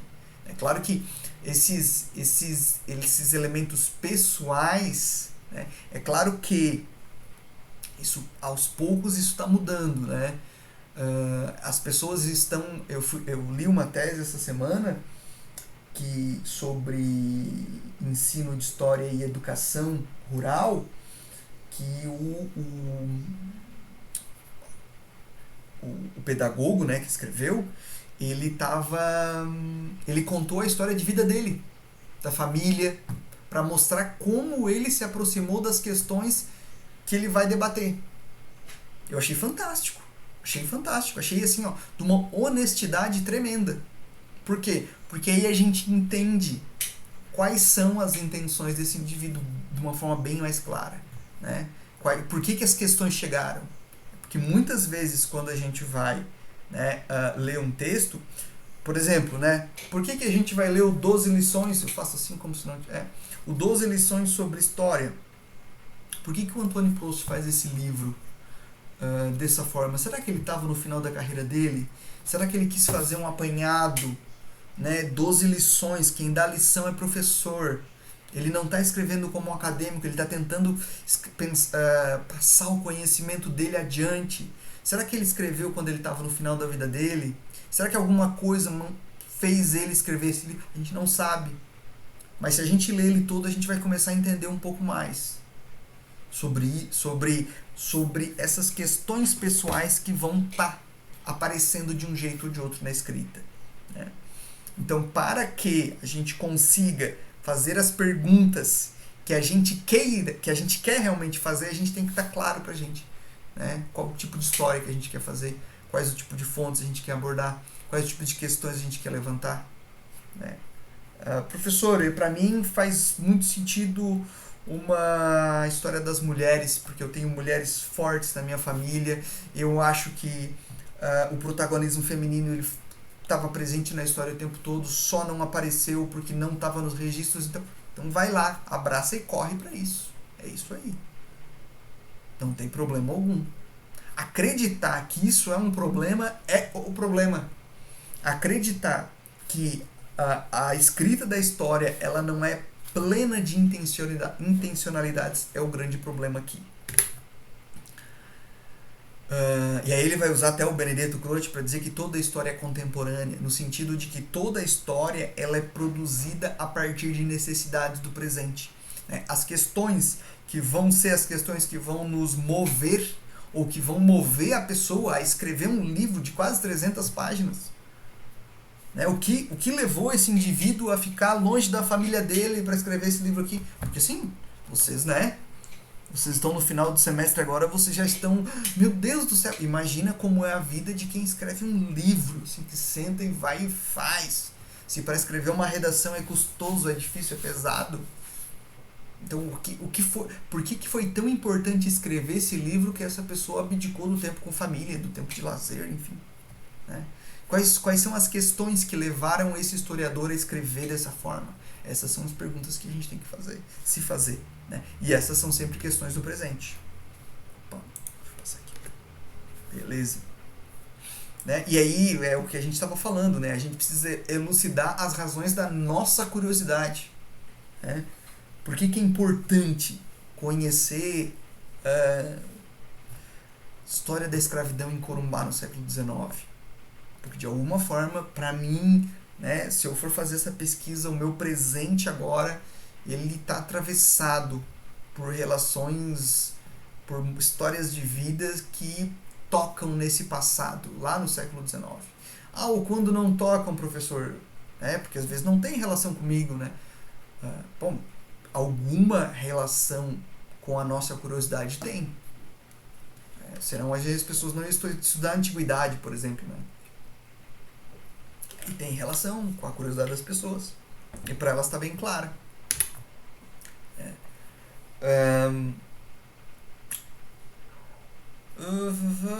Tá. E aí ele fala, né, de certa forma, conseguir escrever é um trabalho de conseguir montar essa pesquisa e conseguir fazer, porque as pessoas às vezes desistem, beleza? Porque não faz sentido para elas, né? E quando a pessoa consegue e avança, isso é um trabalho de autoanálise imenso, porque a pessoa, não, eu sei que o importante para mim é trabalhar com história do movimento camponês, que a minha família é de agricultores, eu acredito que a agricultura familiar é a base para o funcionamento desse país, produz 70% do alimento consumido aqui dentro, então eu vou trabalhar com isso porque eu vou estar honrando pai e mãe fazendo isso. Beleza, já fez a autoanálise, já se entendeu, né? E aí ele discute um pouco isso, né, dessa interpretação entre a própria história de vida e o historiador, e o quanto ele também se liga com a história do seu presente, né? Acreditar que a história é feita pura e simplesmente, né, pela razão, né, é um erro. A gente é atravessado pelas nossas emoções o tempo todo. Elas estão com a gente quando a gente está escrevendo, elas estão com a gente quando a gente está estudando, elas estão com a gente o tempo todo, né? Entretanto, eu estou falando, né, quase de uma ego-história, ele trata isso um pouco no texto, né? Entretanto, né, tem que tomar cuidado, porque eu não posso, se qualquer historiador, até mesmo aquele que pretende ser o mais científico, encontra-se envolvido pessoalmente com a história que escreve, isso não significa que ele deva abordar o trabalho como uma simples opinião subjetiva, né? Impulso do seu temperamento e reflexo do inconsciente superlotado, né? O que ele quer dizer com isso? Quando eu me amparo nas ferramentas metodológicas para analisar as fontes, quando eu converso com o campo, quando eu converso com a sociedade, né? Converso com o campo da teoria da história, converso com a sociedade, eu consigo fazer um trabalho de história que se sustenta. Eu não posso olhar para esse trabalho, né, como uma simples opinião subjetiva. Ah, não, é assim que tu vê. Esse trabalho é simplesmente o teu ponto de vista. Como está muito na moda falar hoje, não, é só o teu ponto de vista. Não, não é o ponto de vista. Se a pessoa se cerca de todo o rigor necessário para empreender o trabalho de uma escrita da história, não é só o ponto de vista daquela pessoa. O ponto de vista dela também está ali, logicamente.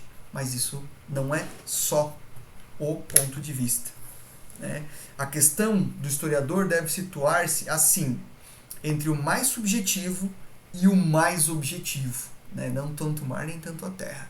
É entender que a gente, né, tem a nossa subjetividade e entender que a gente também tem a objetividade, tem a lida com a realidade, né? Profundamente enraizada na personalidade de seu formulador. Ela se formula apenas se for concordante com documentos em que possa encontrar resposta, inserida nas teorias ou às vezes somente nas modas que permeiam a profissão. Ela desempenha a um só tempo uma função profissional, uma função social e uma função pessoal mais íntima. Terminou a disciplina. Tô brincando, não terminou não. Terminou a aula de hoje. Mas a aula de hoje termina desse jeito para a gente entender o quanto é importante ser humano e entender que o conhecimento histórico ele é atravessado pela nossa humanidade. Por mais que eu busque, que eu precise ser objetivo para estruturar uma escrita da história, para estruturar um trabalho de história, eu preciso entender que todo e qualquer historiador ou historiadora é atravessado pela sua pessoalidade. Na hora que ele vai levantar as questões, por exemplo, né? Se eu for trabalhar com história da agricultura familiar no Brasil, né? Eu vou estar... Bom, eu escolho fazer isso porque eu estou olhando para o passado, para um passado de uma gente que não foi ouvida, para um passado de agricultores e agricultoras que não puderam dar o seu ponto de vista, e aí eu vou olhar isso porque eu estou falando com meu pai e com a minha mãe no final das contas, na minha cabeça. Né? Isso é possível, totalmente possível. Vou fazer entrevistas de história oral, vou fazer críticas às fontes, vou encontrar matérias de jornal, se eu for fazer, por exemplo, uma história da vida rural em Corumbá, vou lá entrevistar as pessoas, não tem problema algum, isso é totalmente possível. Pretendo valorizar a identidade dessas pessoas, porque são pessoas que produzem a comida que a gente come, porque tem essa coisa da cidade é melhor do que o campo é sinônimo de atraso, não, eu quero lutar contra isso, beleza, sem problema algum, dá para fazer, mas vamos nos cercar da teoria, né, e da metodologia e das fontes para poder e das nossas questões para conseguir olhar para tudo isso junto e ver o tipo de narrativa que a gente pode criar depois e tal. Que é uma narrativa que vai estar atravessada pela nossa humanidade, mas também vai estar atravessada pela nossa objetividade. Porque nós, enquanto historiadores ou historiadoras, vamos estar lá olhando para aquilo ali e respeitando as questões teóricas e metodológicas que a gente vai ver ao longo de toda a nossa graduação. Dúvidas?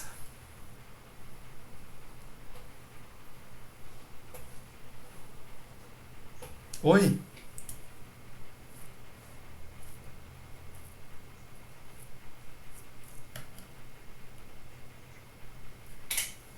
Claro. Não. Pode ser também. Beleza. Vamos lá. Quando, né? Eu imagino que você, por exemplo, enfim, vamos supor que você tem um marido. Eu, por exemplo, tenho minha esposa. E aí a gente está discutindo. Aí eu falo para ela assim, ó, você está sendo subjetiva. Eu estou dizendo para ela assim, você está olhando para a sua própria opinião. Porque subjetivo é tudo que é característico do sujeito. Lembra lá no português? Que tinha o sujeito, o verbo, não sei o que, blá. O sujeito era o senhor da frase, era a pessoa da frase, né? Então, o sujeito é aquele que realiza uma ação, né? Quando eu falo, né, que, por exemplo, o conhecimento, a sua opinião é subjetiva, eu estou querendo dizer que a sua opinião ela é ligada unicamente a você. Quando eu falo que a sua opinião é objetiva, eu estou querendo dizer que a sua opinião ela é ligada à realidade, que está fora de você. No sujeito, aí tem, né, se eu pegar, por exemplo, uma pessoa é um sujeito, né, um celular é um objeto, né, porque a pessoa ela tem subjetividade. O objeto ele não é uma pessoa. Então a gente não chama um objeto pelo nome, a gente não chama um objeto, não dá nome próprio para essas coisas, né? Aí agora eu vou fazer uma explicaçãozinha, porque eu fiz latim 1 no curso de letras. E aí o que tá? Jeta, né? é ver em latim. Aí, sub é atrás, né? A gente até usa isso em subconsciente, que está atrás do consciente. A gente usa em subordinado, uma pessoa que recebe ordens de outra e tal. Então, sub, jeta, é o que está atrás do que vê, e o que vê é o olho. Então, quando na Roma Antiga, né, se dizia que algo é subjetivo, o que está atrás do olho? É o cérebro. Então, subjetivo é tudo que é do cérebro. Tudo que é do cérebro do sujeito. Né? Se vocês, por exemplo, professor, eu faço uma avaliação e eu dou nota baixa. E aí você fala para mim, professor, essa sua avaliação não foi objetiva. O senhor não ofereceu os critérios que ia analisar. Ou seja, ela foi subjetiva. O senhor tirou da onde esses critérios? Da sua cabeça. Então, quando a gente fala que o conhecimento histórico ele é subjetivo, a gente está querendo dizer que ele é feito a partir da cabeça das pessoas, da cabeça do historiador. Né?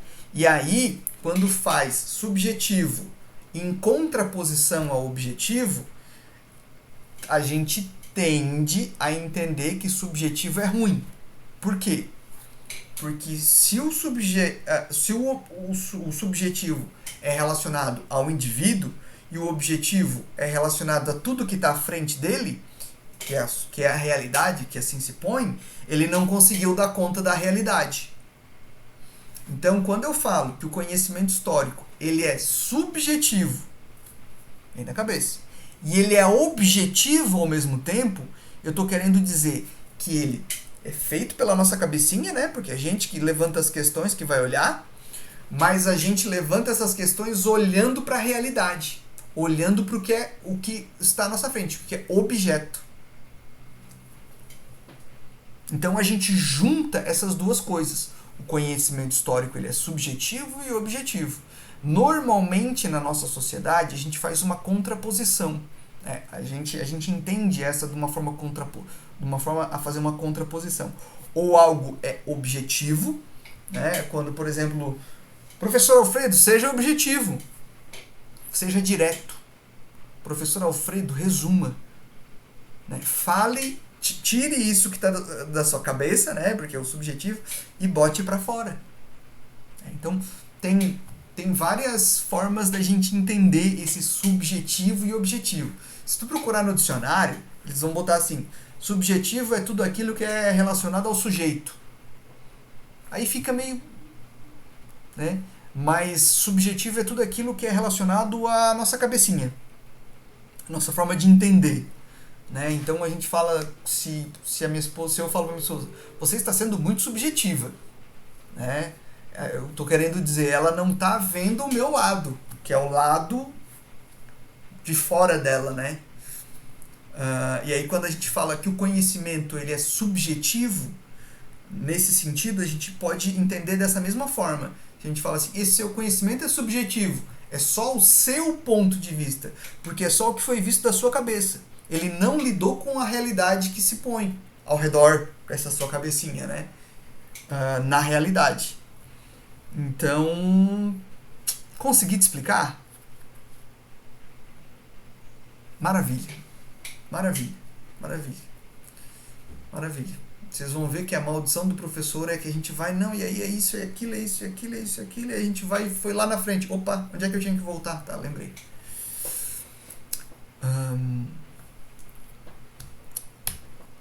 Gente, eu estarei aqui na semana que vem nesse bate-horário. Eu vou botar ali liberado para vocês, mas vocês vão ter até as 23h59 do dia 2 para mandar resenha. Façam a resenha de vocês, escrevam do jeito que vocês conseguirem escrever, do melhor, porque eu confio em vocês. E vamos fazer isso para vocês passarem por esse exercício e tal, porque pode ter gente que pense assim, não, eu não vou fazer a resenha e depois eu faço a prova. Mas a prova vai ser mais pesada, logicamente a prova tem que ser mais pesada, né? Enfim, é a vida. Então, façam uma resenha com calma. Se quiserem mandar antes, professor, eu estou em dúvida aqui. Eu leio e devolvo para vocês, para depois vocês mandarem para mim. Eu não tô aqui para ver se vocês fizeram certo. Eu tô aqui para acompanhar vocês ao longo desse processo que é o semestre inteiro. Sabe? Então, se vocês quiserem mandar antes, fala assim, tô mandando antes, mas não é a versão definitiva. Eu devolvo. Aí vocês mexem, a gente vai sem pressa. Beleza?